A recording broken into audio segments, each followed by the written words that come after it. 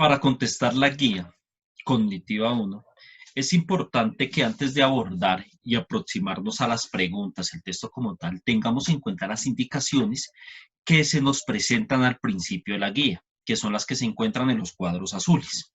Es importante que no las omitamos, porque si no omitimos esas indicaciones va a permitir, por una parte, saber qué es lo que tenemos que hacer para contestar la guía de una forma óptima, pero también nos va a permitir contestarla en menor tiempo y de una mejor forma, de una forma mucho más fácil. Por eso es importante que tengamos en cuenta esas indicaciones que son las que yo voy a explicar brevemente en este video. Entonces, lo primero que tenemos que tener en cuenta son los 3 momentos de lectura. Estos 3 momentos de lectura nos van a permitir aproximarnos al texto y comprender realmente qué es lo que se nos está diciendo ahí. Vamos a mirar a continuación cuáles son esos 3 momentos de lectura.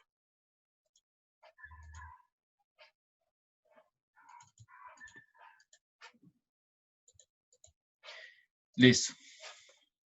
El primer momento de lectura nos invita a que realicemos una lectura, se podría decir de alguna forma de carácter superficial. No va a ser una lectura en la que entremos en detalle, simplemente vamos a aproximarnos brevemente y vamos a entender o vamos a hacernos una idea por lo menos qué es lo que se nos va a manifestar o a dar a conocer en el texto. ¿Sí? Esta lectura nos implica que miremos cuál es el título, los subtítulos, si hay imágenes que también hagamos una interpretación de esas imágenes. Y es una lectura, como bien lo indica, previa. Ya en un segundo momento vamos a hacer una lectura un poco más juiciosa. En esta lectura que es más juiciosa, vamos a tener en cuenta 2 cosas. Primero, es importante que subrayemos los conceptos claves. En toda lectura hay unos conceptos fundamentales y unos conceptos en torno a los que desarrolla las ideas principales del autor. Es importante que subrayemos esos conceptos. De igual forma, también es importante que subrayemos las frases relevantes que refuerzan o explican esos conceptos, como también frases relevantes que nosotros podemos creer que dan sustento a las ideas principales o a los argumentos principales del autor. Ese sería el segundo momento a tener en cuenta, que es un momento muy importante y que nos va a permitir pasar a un tercer momento. En este tercer momento ya vamos a realizar una lectura mucho más compleja que nos va a permitir un resumen por una parte y también la apropiación. ¿Sí? Este tercer momento, ¿con qué lo vamos a hacer? Lo vamos a hacer con base en lo que ya hicimos en el segundo momento, que eran los conceptos y las frases relevantes. Con los conceptos y las frases relevantes, nosotros ya podemos tener la oportunidad de hacer un resumen, podemos contar o podemos escribir de qué se nos estaba hablando en esa lectura y vamos a tener una apropiación del tema. Teniendo en cuenta estos 3 momentos de lectura, y por eso decía que era importante para abordar la guía, podemos abordar los 3 tipos de preguntas que también se nos están planteando. Esos 3 tipos de preguntas son los siguientes. Hay un tipo de pregunta de carácter literal. Este tipo de pregunta de carácter literal nos invita a que nosotros miremos los detalles particulares del texto que estamos leyendo. El tipo de pregunta de carácter literal nos invita o nos hace preguntas en torno a detalles o a la lectura como tal, ¿sí? A información que nos brinda esa lectura. ¿Sí? Si nosotros hicimos una lectura juiciosa, podemos dar respuesta de forma sencilla a una pregunta de carácter literal, no va a haber mayor inconveniente. La segunda pregunta es una pregunta de carácter inferencial, ya que es un tipo de pregunta que nos exige una respuesta un poco más compleja, porque nos exige, por una parte, que interpretemos la información con base en conocimientos previos o experiencias que nos permitan ampliar o apropiarnos de lo que ahí se nos estaba diciendo. Este tipo de preguntas inferenciales también nos va o de pronto nos invita a hacer comparaciones, a establecer diferencias, y si hicimos una lectura subrayando conceptos y frases relevantes, nos va a permitir con facilidad contestar una pregunta de tipo inferencial. Ya la tercera pregunta, que es muy interesante, es la pregunta de carácter reflexivo. Aquí ya no solamente se nos va a invitar a que tengamos en cuenta información de la lectura o que relacionemos esa información, sino se nos hace una invitación a que nosotros podamos dar nuestro punto de vista sobre esa información que abordamos. Ya es una lectura o es un tipo de pregunta que nos invita a que generemos un posicionamiento crítico sobre aquello que leímos, que entendamos el cómo y el por qué el autor mencionó lo que mencionó ahí. Encontremos cuáles son los propósitos, ¿sí? De pronto, si el autor tiene una pretensión de un sistema político concreto, de pronto el autor tenía una pretensión ideológica particular. Entonces, con el tipo de pregunta reflexiva ya se nos está invitando a que nosotros demos nuestro punto de vista. En el caso de esta guía, vamos a abordar un tema muy interesante, que es la visión del cristianismo sobre algunos sistemas políticos, tema que ya vamos a profundizar a continuación.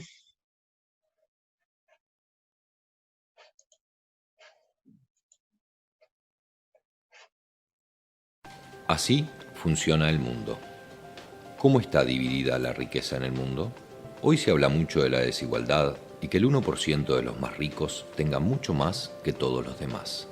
El discurso está focalizado en los Estados Unidos, mientras que la situación de la desigualdad es peor a nivel global. Estos son una serie de resultados de investigaciones realizadas sobre fuentes confiables, como por ejemplo las Naciones Unidas. Mientras resulta que la situación está totalmente desbalanceada en los Estados Unidos, la situación es peor si se mira el mundo entero. Comencemos por este gráfico que representa una distribución perfectamente equilibrada de las riquezas entre todas las personas vivas en 5 grupos, todos iguales entre ellos. Veamos ahora cuánto posee cada grupo respecto al otro. El 20% más rico tiene el 94% de la riqueza y el 80% restante no tiene prácticamente nada, solo el 6% del total. Incluso a la mayoría es difícil verlos en el gráfico, mientras que el 2% entre los más ricos tiene más riquezas que la mitad del resto del mundo. Miremos el gráfico de otra manera. Tomemos el total de la población mundial, 7.000 millones de seres humanos, y reduzcámosla gráficamente a 100 individuos que los representen a todos. La gente más pobre está a la izquierda, la más rica a la derecha. Veamos ahora cómo está distribuida la riqueza mundial, 223.000 millones de dólares. La gran mayoría de la gente no tiene prácticamente nada. Nada para pagar la educación propia y de sus hijos, o para pagar su salud y medicinas esenciales. Mientras que el 1% de la población, los más ricos, acumularon el 43% de la riqueza mundial. En la base, el 80% de la población disponen del 6% del total para distribuirse entre ellos. Pero ni siquiera eso muestra a los extremos que ha llegado la situación. Las 300 personas más ricas del planeta tienen la misma riqueza que 3.000 millones de personas más pobres de la Tierra. En otras palabras, un grupo de personas que caben dentro de un avión de medianas dimensiones posee más riquezas que la población entera de la India, China, Estados Unidos y Brasil, todos juntos. La diferencia se ve también geográficamente, con una diferencia siempre mayor entre las naciones más ricas y el resto del mundo. Durante la mayor parte de la historia, las cosas fueron mucho más equilibradas. Hace 200 años, las pocas naciones más ricas eran 3 veces más ricas que las naciones más pobres. Al final del colonialismo, en los años 60, eran 35 veces más ricas. Hoy son 80 veces más ricas. Las naciones más ricas buscan compensar esta situación ofreciendo ayuda a las naciones más pobres. Cerca de 130.000 millones de dólares por año, que es una cifra importante. Entonces, ¿por qué la desigualdad continúa creciendo? Uno de los motivos es que las grandes corporaciones extraen de las naciones pobres 900.000 millones de dólares anuales basados en la especulación y la manipulación de los precios del comercio internacional. Además de esto, las naciones más pobres pagan 600.000 millones de dólares anuales por préstamos que son pagados más de una vez. Además, están los recursos que las naciones del sur pierden por normas internacionales sobre el comercio totalmente injustas impuestas por las naciones ricas que les permiten tener acceso a nuestros recursos. Los economistas de la Universidad de Massachusetts calcularon que esto le cuesta a los países pobres otros 500.000 millones de dólares. Si se pone todo junto, resulta que todos los años fluyen 2 billones de dólares, es decir, 2 millones de dólares desde los países pobres a los países ricos. Las naciones ricas aman decir que están ayudando a los países pobres a desarrollarse. Pero ¿quién está realmente ayudando a quién? Eso hace pensar que hay cosas profundamente equivocadas en las reglas de la economía global. No puede ser justo que la riqueza de nuestro planeta se haya concentrado en un número muy reducido de personas. Este no es el mundo que queremos. Se puede y se debe luchar para cambiarlo. No alcanza con quejarse.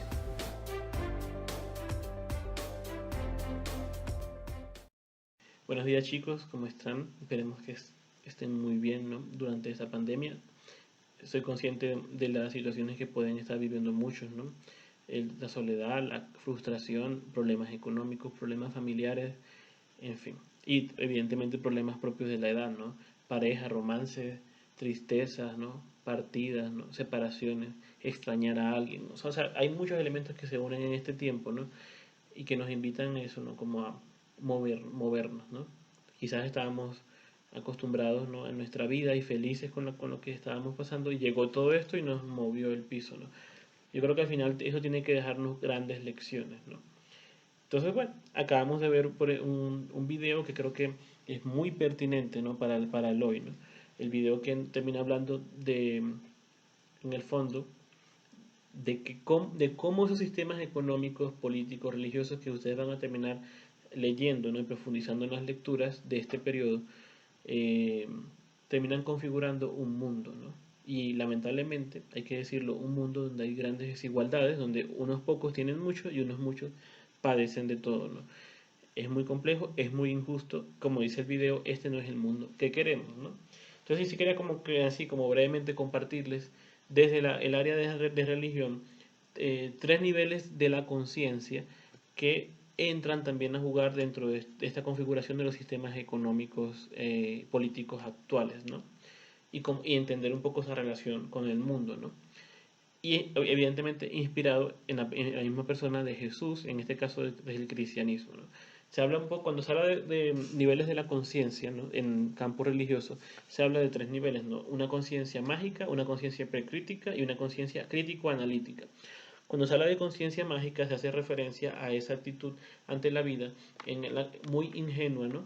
Desde la cual se le atribuye la culpa de todo lo que acontece, ¿no? A una divinidad o a un ente que no podemos manejar, que hay que temerle, ¿no? Porque es invisible, no lo podemos ver.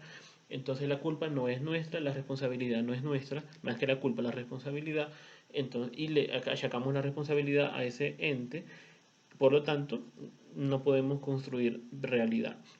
Y así, en esta pandemia, si se dan cuenta, mucha gente termina diciendo que esto debe ser un castigo divino, ¿no? O sea, esto es un castigo divino, algo hicimos mal como humanidad y evidentemente eso no ayuda, ¿no? Eh, la persona termina como más bien estancándose, ¿no? Y paralizándose. O sea, si la realidad es algo construido por alguien que yo no puedo controlar, entonces ya me quedo al margen y asumo lo que venga, ¿no? Más o menos muy parecido a esta visión de la Edad Media, ¿no? En la que las personas todo se lo atribuían a Dios, ¿no? Llovía, es que Dios está triste. Se quemaba un bosque, Dios está bravo. Entonces, así. Eh, Desde la visión cristiana actual, evidentemente a Dios, a la divinidad no le hace falta intervenir de esa manera en la historia, ¿no? Dios interviene desde las mismas condiciones humanas, ¿no? Habla nuestro lenguaje, ¿no? Al punto de eso, ¿no? Que en la misma historia religiosa termina haciéndose persona como nosotros. Entonces no podemos como seguir pensando que realmente esto es un castigo y que tenemos que resignarnos, ¿no? La visión muchas veces en la Edad Media que se le decía a la gente era que tienes que resignar y resignarte porque así lo quiere Dios. Entonces, un campesino que nacía pobre, vivía toda la vida pobre, no aspiraba a cambiar con su realidad empobrecida si tenía problemas, por ejemplo, porque para él eso era mandato divino, o sea, cambiar mi realidad que era casi que ir en contra de la voluntad de Dios, ¿no? Si se dan cuenta, es un discurso que puede terminar alienando a la persona, ¿no? Sacándola de su realidad, dejándola al margen, pensando en un más allá, ¿no? Donde Dios es el que va a terminar haciendo justicia, ¿no? Que también ese dualismo que muchas veces se vivió, ¿no? Entre el cuerpo y el alma, ¿no? Entonces, el alma es lo que se salva, sube allá arriba, y el cuerpo es lo que debe como que condenarse, castigarse, disciplinarse, porque el cuerpo es lo malo, ¿no? El pecado, bla, bla, bla. Entonces, mucha gente terminaba viviendo de esa manera, ¿no? O sea, como O sea, eran todas unas lógicas religiosas enfermizas, me parece a mí, para entender la vida, que en su momento la iglesia reconoció y las religiones han reconocido como errores, ¿no?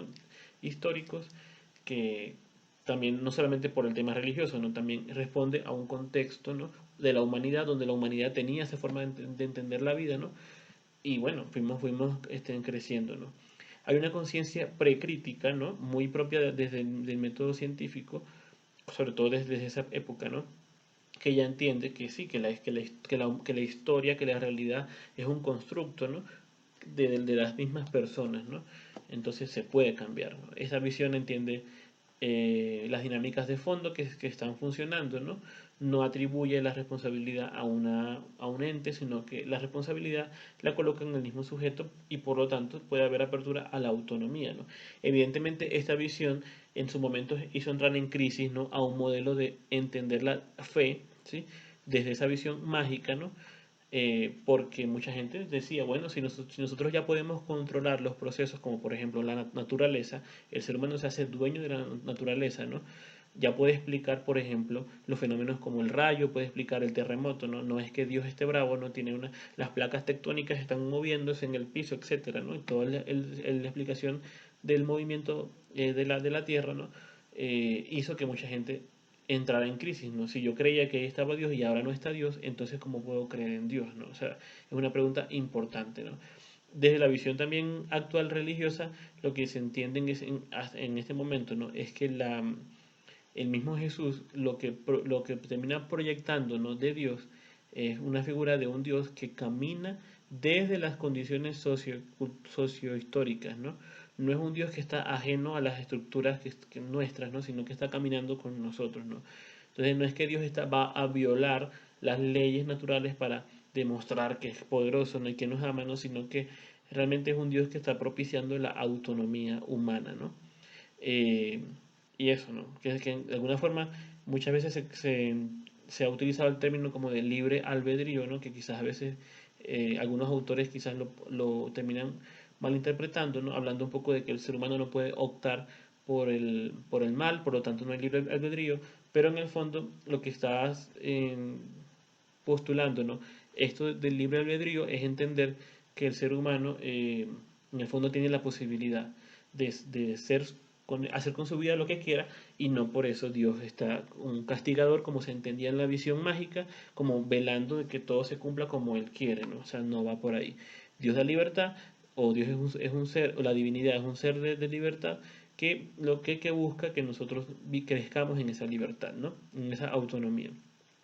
Por último está la visión crítico-analítica, que es una visión mucho más reciente, ¿no? que lo que termina postulando es que el ser humano, ¿no? ya dueño de su historia, ¿no? está llamado a construirla y transformarla. ¿no? Entrando a analizar esas narrativas, esos discursos ¿no? que construyen realidad, entiende las estructuras de fondo que hay. No es un ser humano que está pensando que, no sé, que la gente es pobre porque, por ejemplo, porque no trabaja, porque es vaga, ¿no? Sino que entiende que hay unas estructuras de fondo que son las que propician que haya unas desigualdades sociales, ¿no? Evidentemente es una postura mucho más profunda y mucho más difícil porque exige leer, exige formarse, no cualquiera persona capta las estructuras sociales de fondo que están moviendo y dinamizando un poco todo lo que acontece, ¿no? Entonces, o sea, desde esas tres visiones se pueden abordar todo, ¿no? Miren lo que con el COVID, ¿no? La visión mágica, entonces es un castigo divino, la visión precrítica vendría a decir, ¿no? Evidentemente, hay un tema ahí de lo que la mayoría de la gente dice, ¿no? Un tema de enfermedad, la persona comió el samuro, que samuro, el murciélago, bla, bla, bla, y eso trajo esa pandemia, entonces la culpa es de los chinos, no sé qué, ahí que lo que tenemos que esperar es que el gobierno haga algo, en fin.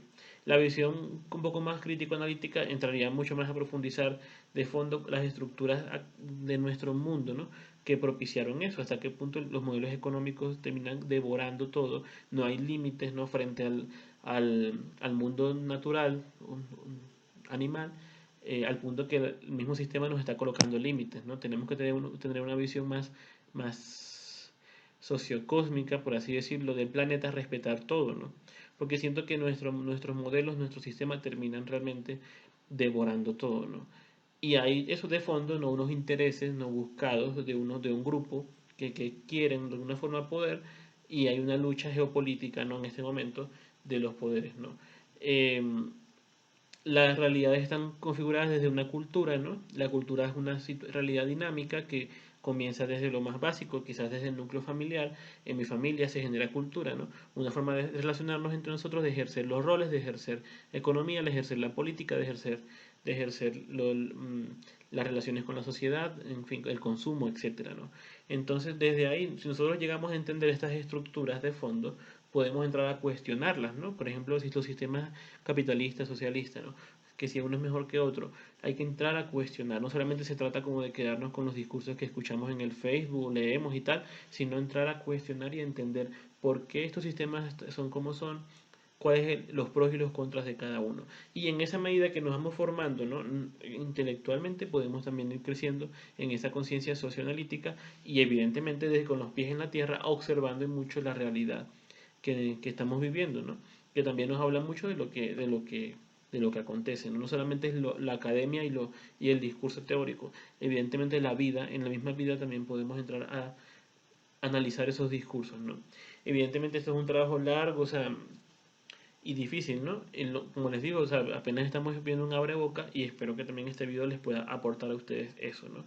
Pues les voy a dejarles un pequeño video final para finalizar que habla también un poco de esto, de cómo se construye a veces desde lo cotidiano, cultura, y termina también generando una forma de entender al ser humano, ¿no? Entender a la persona. Nos termina volviendo muchas veces una persona eso, consumista al beneficio de unos sistemas que quieren que la persona sea así, les conviene que seamos así para poder mantenerse ellos en el poder.